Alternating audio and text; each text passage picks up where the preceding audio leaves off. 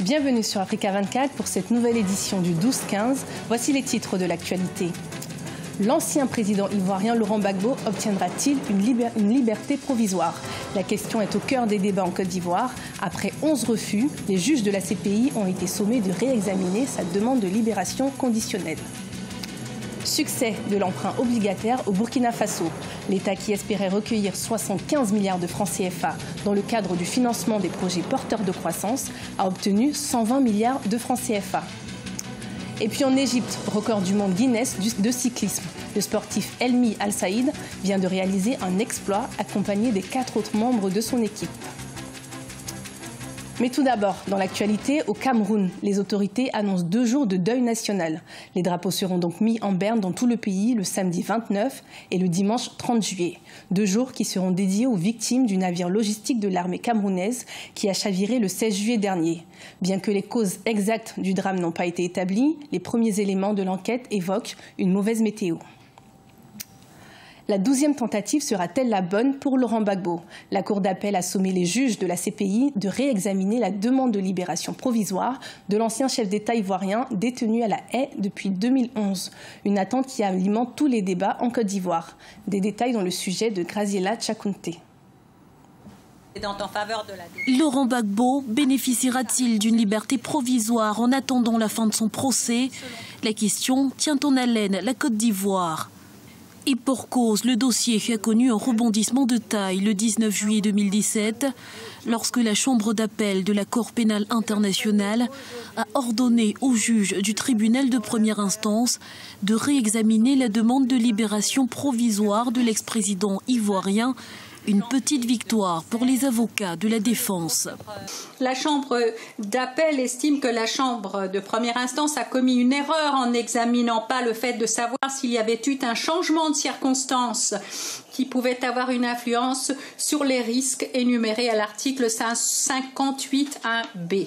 Monsieur Gbagbo fait valoir également que le fait que la Chambre de première instance ait considéré son rejet de toute responsabilité comme étant une raison plaidante en faveur de sa détention équivaut à une violation du principe de la présomption d'innocence et de ses droits à se défendre. Jusqu'ici, l'accusation avait brandi le risque de fuite de l'accusé pour rejeter les 11 tentatives de la défense, un argument jugé infondé par celle-ci. Alors Laurent Gbagbo serait-il simplement victime de sa popularité? Pour ses partisans, cela ne fait aucun doute. La détention préventive de M. Gbagbo n'a que trop duré et les motifs qui ont toujours sous-tendu les décisions précédentes visant à le maintenir en détention étaient des motifs qui n'avaient pas de fondement en droit. Et c'est ce qui vient d'être démontré et démonté par la Chambre d'appel aujourd'hui, qui estime qu'on ne pouvait pas, au niveau de la Chambre de première instance, se fonder sur le fait qu'il y avait un risque pour M. Gbagbo de s'échapper, tout en le maintenant en détention de façon aussi longue. Donc la Chambre d'appel estime que la durée de la détention et la durée de la procédure sont un élément qui doivent être pris en compte, en ce sens que ça dépasse les délais raisonnables. Et la Chambre prend en compte également l'âge du président Gbagbo, et tout en tenant compte également de problèmes éventuels de santé, et en tout cas de sa santé. La Chambre de première instance de la CPI est donc renvoyée à sa copie. Selon le porte-parole de la juridiction, Laurent Gbagbo devrait être situé sur sa libération soit avant, soit le 23 août 2017 au plus tard. D'ici là, les spéculations vont bon train. Entre espoir et crainte, les avis sont partagés. Au Burkina Faso, le meurtre de Norbert Zongo continue de hanter les mémoires. Dans le cadre d'une enquête sur l'assassinat du journaliste en 1998, un mandat d'arrêt international a été lancé contre François Compaoré, frère de l'ancien chef d'État.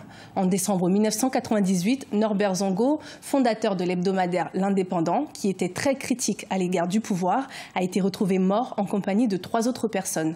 Alors que le meurtre n'a toujours pas été élucidé, le régime de l'ancien président Blaise Compaoré reste le principal suspect.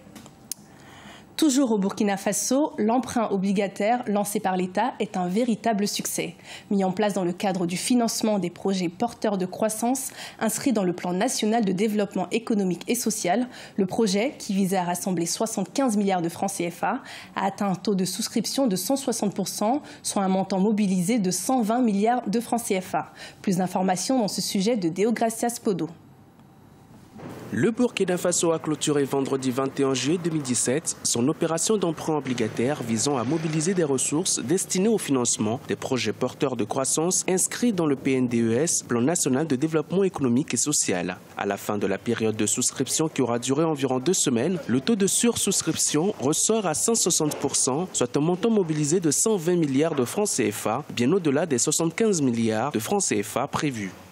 Cet emprunt a été réalisé dans le cadre de l'exécution du budget de l'État 2017.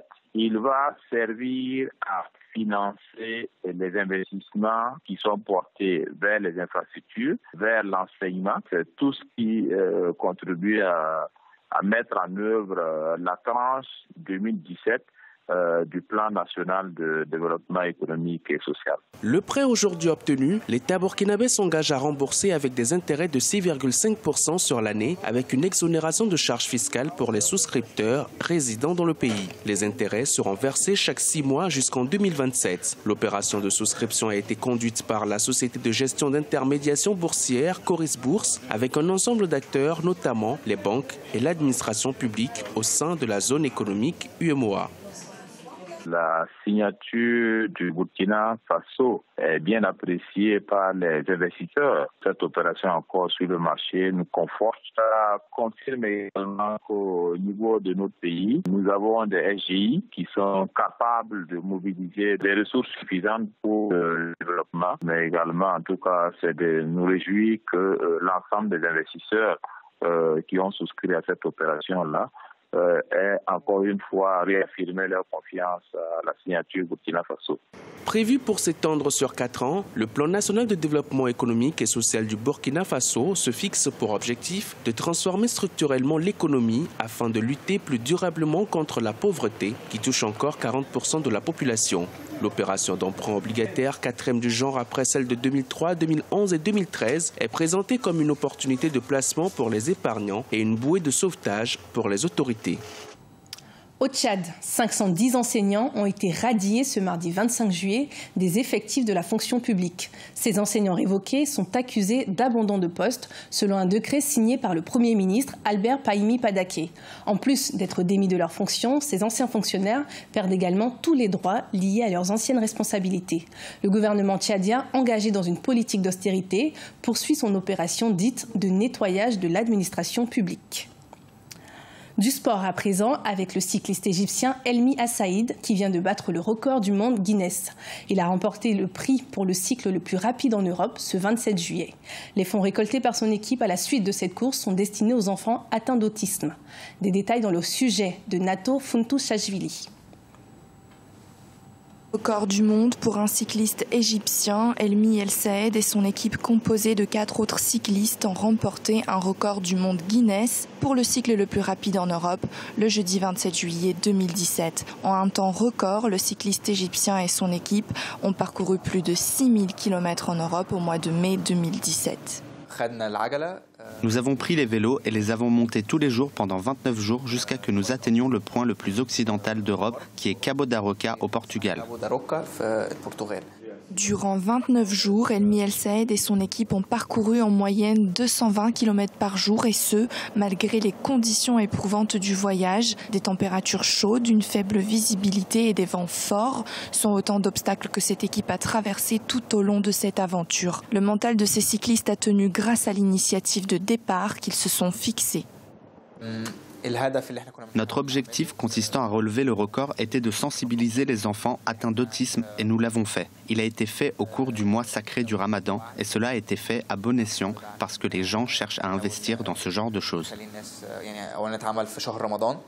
Grâce à ce record, l'équipe a pu collecter de l'argent pour les enfants atteints d'autisme. Un des cyclistes, Mans Moller, très sensible à la cause, a d'ailleurs mis en place la fondation Wigo pour aider les enfants autistes à participer au sport. Ce journal a été réalisé par l'ensemble de la rédaction. Merci pour votre fidélité. Dans un instant, une nouvelle édition de l'information sur Africa 24.